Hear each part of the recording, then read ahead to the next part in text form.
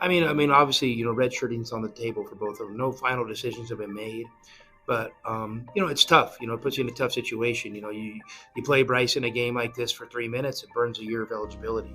I wish it was easier. I wish there was, a set number of games you could play a guy like they have in football.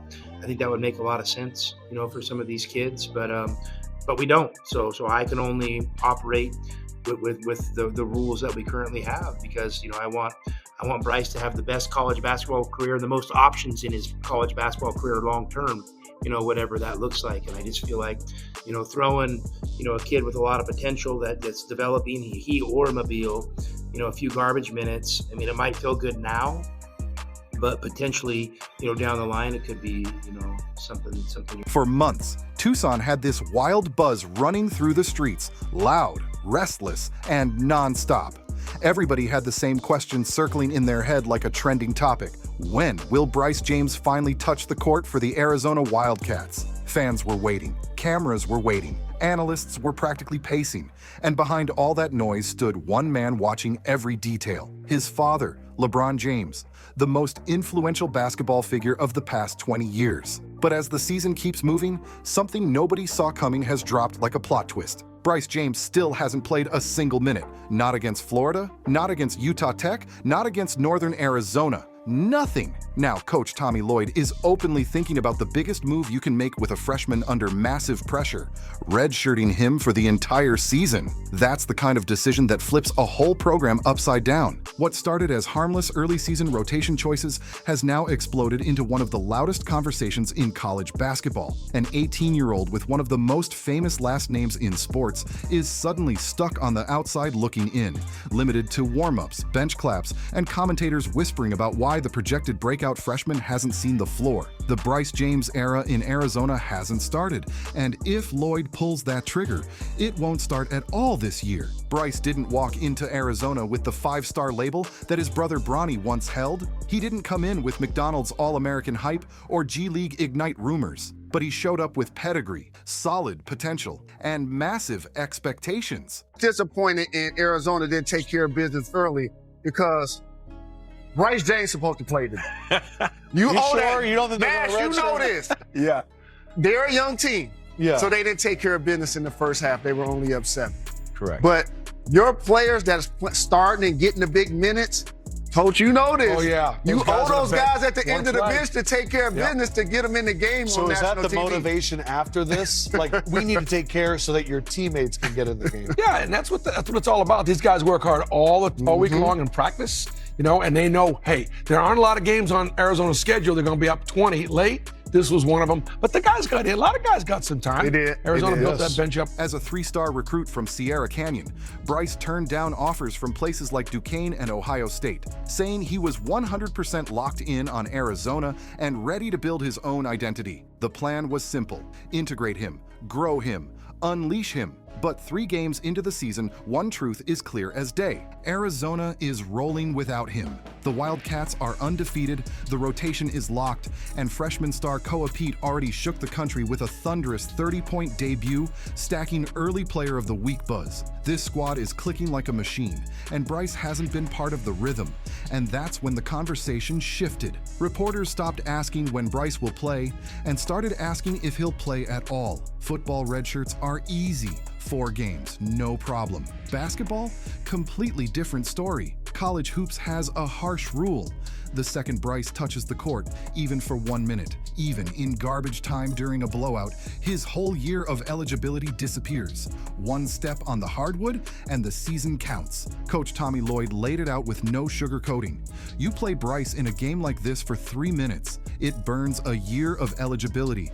I wish it was easier. The message behind those words was clear. Bryce isn't being ignored.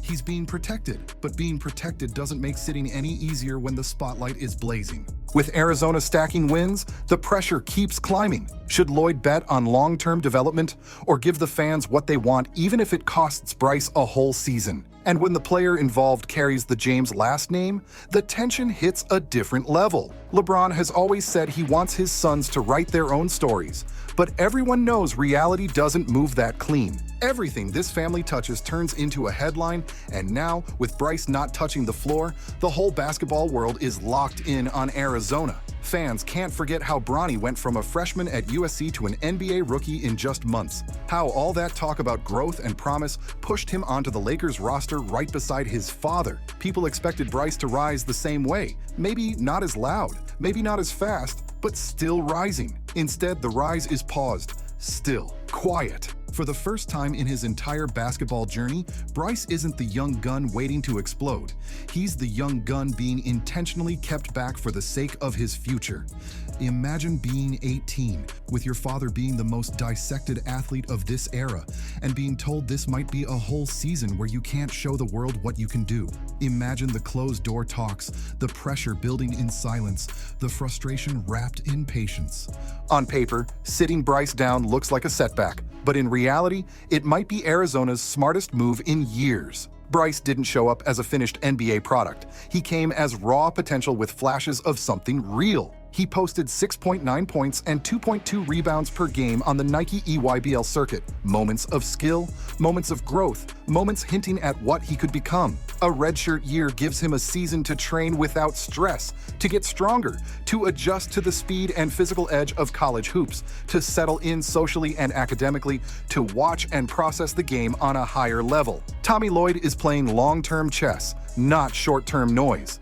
Why throw Bryce into a few random early season minutes just to satisfy outside curiosity? Why burn a whole year of eligibility for scraps of playing time?